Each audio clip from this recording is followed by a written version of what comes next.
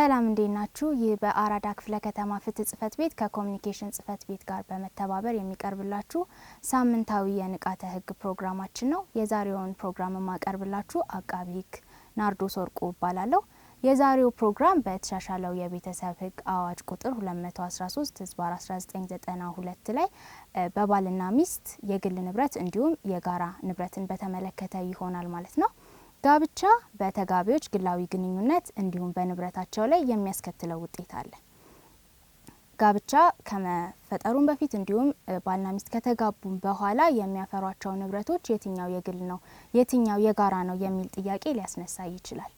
በተሻሻለው የቤተሰብ ህግም ላይ የግል የሚባሉ ንብረቶች እንዲሁም የጋራ የሚባሉ ንብረቶች በሚል የደነገገው አለ ማለት ነው። የግል ንብረቶች ባልና ሚስት በየራሳቸው በየግላቸው ያፈሯቸው ንብረቶች ከጋብቻ በፊት ያፈሯቸው ንብረቶች እንዲሁም ደግሞ ከጋብቻ በኋላ በውርስም ይሁን በስጦታ ውል የሚያገኟቸው ንብረቶች የራሳቸው እንደሆኑ ይቀጥላሉ ማለት ነው።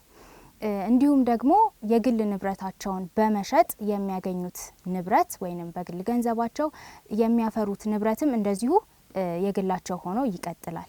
ነገር ግን የራሳቸው ሆኖ እንዲቀጥል ወደ ፍርድ ቤት በመሄድ የግል ይባልልኝ በማለት ጥያቄ በማቅረብ ሊያጸድቁት ይገባል ማለት ነው።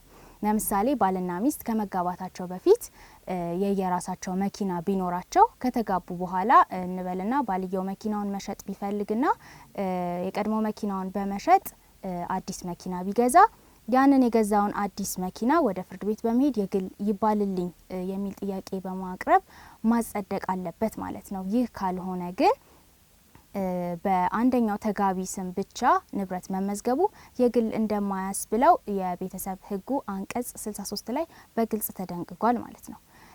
የጋራ ንብረትን በተመለከተ ባልና ሚስት ከግል ጥረታቸው የሚያስገቡት ገቢ እንዲሁም ደግሞ ከግልም ሆነ ከጋራ ንብረታቸው የሚያስገቡት ገቢ የጋራ ንብረታቸው ይሆናል ማለት ነው። ለምሳሌ ደሞዝ ሊሆን ይችላል፣ እንዲሁም ከጋራ ንብረታቸው ወይም በግል ካላቸው ቤት ሊሆን ይችላል ኪራይ የሚያስገቡት ገቢ የጋራ ንብረት ነው የሚሆነው ማለት ነው። እንዲሁም በስጦታ እንዲሁም ደግሞ በውርስ የሚያገኙትን በሌላ ሁኔታ ካልተመላከተ በስተቀር የጋራ ንብረት እንደሚሆን ህጉ ይደነግጋል። ስለዚህ በስጦታ ውሉ ላይም ሆነ በውርሱ ላይ በግልጽ የግል ስለመሆኑ መመላከት አለበት ማለት ነው።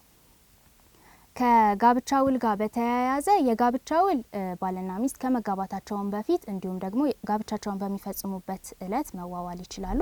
በዚህ የጋብቻ ውል ላይ ስለ ግላዊ ግንኙነታቸው መብቶችና ግዴታዎቻቸውን መወሰን ይችላሉ።